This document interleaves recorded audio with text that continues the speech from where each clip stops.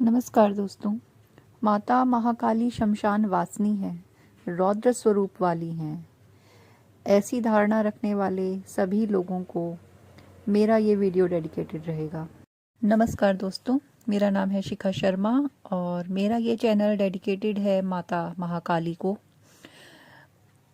इस चैनल के माध्यम से मैं चाहती हूँ कि लोगों के अंदर माता महाकाली के प्रति जो डर है वो दूर हो और उनके दिव्य स्वरूप के लिए जागरूकता आए और उन्हें माता से डर ना लगे। साथ ही मैं एक इंट्यूटिव और साइकिक रीडर भी हूँ और एक डिवाइन फेमिनिन भी हूँ। तो इस चैनल के माध्यम से जो भी यदि माता काली का संदेश रहेगा तो आपको वो दिया जाएगा। आज हम बात करने वाले हैं माता महाकाली के बारे में, जिनकी अनुकंपा से, जिनकी अपार कृपा से और जिनकी प्रेरणा से मैं इस चैनल को इस दिशा में लेके जा रही हूँ। आज आप इसे माता रानी का संदेश भी समझ सकते हैं। ये संदेश उन सभी लोगों के लिए है जो इस भ्रम में जी रहे हैं और इसी भ्रम का प्रचार प्रसार भी कर रहे हैं कि उन्हें लगता है माता काली की मूर्ति, माता काली का फोटो घर में नहीं रखना चाहिए, उनकी पूजा घर में नहीं करनी चाहिए। माँ काली शमशान वासिनी है, माँ काली रौद्र स्वरूप वाली हैं, उनकी पूजा घर में निषेध है और जाने क्या क्या।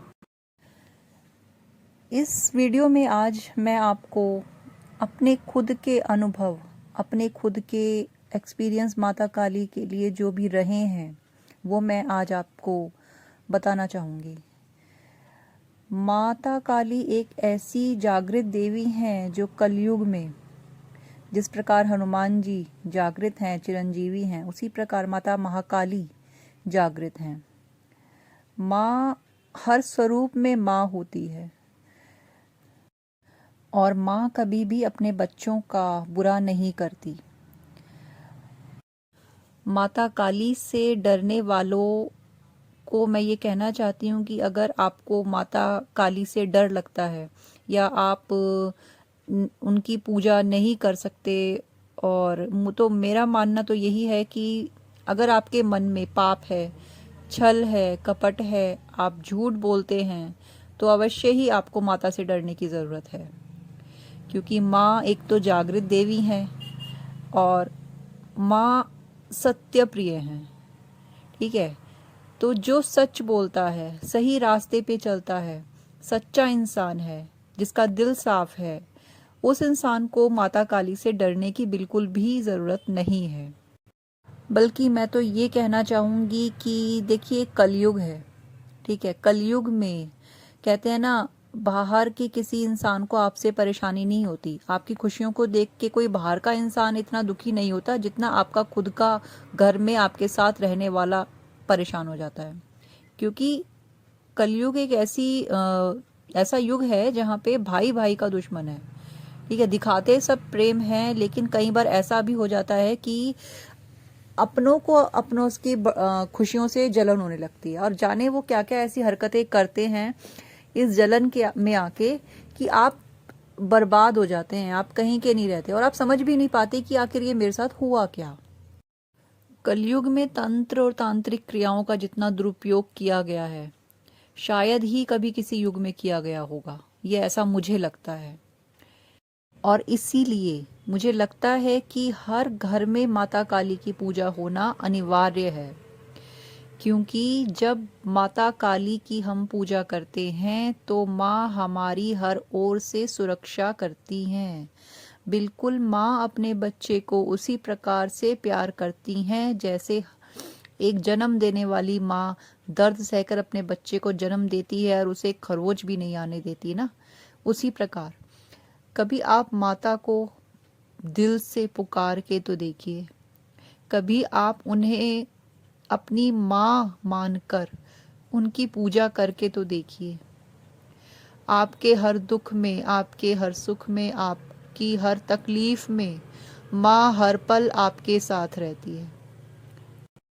मेरी इस वीडियो को जो भी लोग सुन रहे हैं और किसी भी प्रकार की तंत्र बाधा अगर उन्हें लगता है कि ऐसा है और ऐसा नहीं भी है, तो भी आप माता काली को सब कुछ समर्पित करके तो देखिए।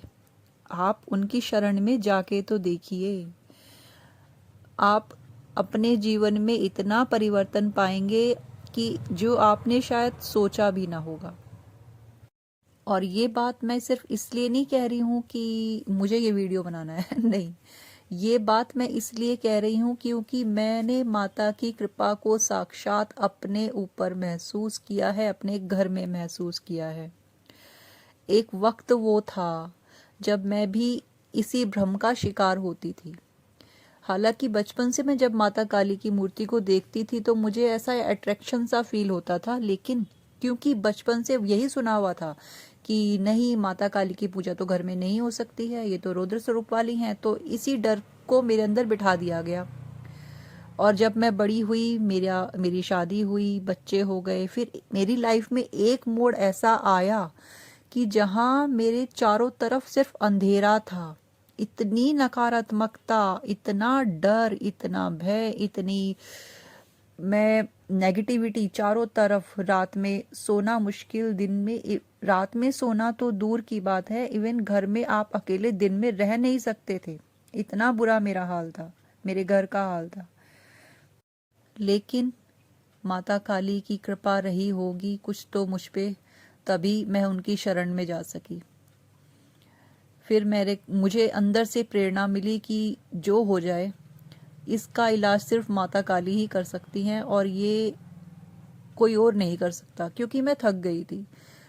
तांत्रिकों के पास जाके सब कुछ करके देख लिया, लेकिन किसी से कुछ फर्क पड़ा ही नहीं। मतलब पैसे तो सबने खा लिए, लेकिन मेरा काम नहीं हो पाया। जो शांति जो चाहती थी मैं घर में, वो नहीं हुई। फिर नवरात्रे आए और मैंने ठान ली कि अब की बार नवरात्रों में मैं माता काली की पूजा करूंगी, मैं उनकी साधना करूंगी।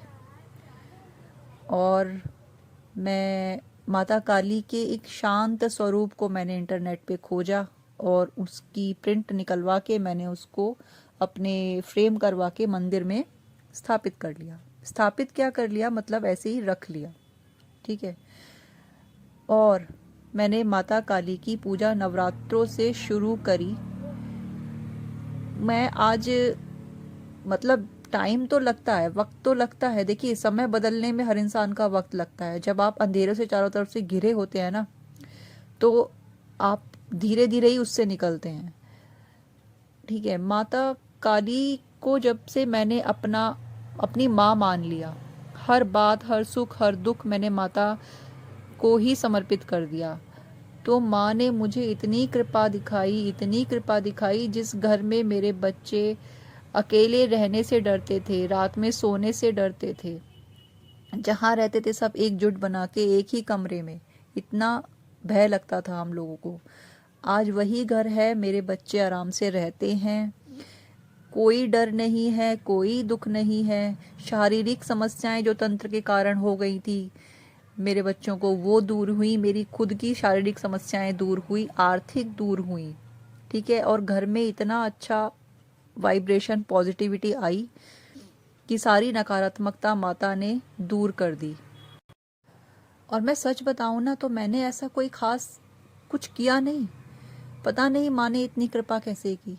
तभी तो मुझे लगता है कि माँ को तो कुछ भी नहीं चाहिए, कुछ भी नहीं। अगर आप सच्चे हो, आप सही हो, तो माँ को प्यार से बस एक बार माँ कह के तो देखो। माँ आपके लिए वो सब कर देती है जो आपकी जन्म देने वाली माता आपके लिए करती है, और ये सच है। इसलिए मैं आप सभी को, जो किसी भी तरह की तंत्र बाधा से पीड़ित हैं, कष्टों से पीड़ित हैं, आप डरिए मत। आप माता के एक शांत स्वरूप को लीजिए और अपने घर के पूजा घर में रखिए और उनकी पूजा कीजिए। आप उनको अपनी माँ मान लीजिए।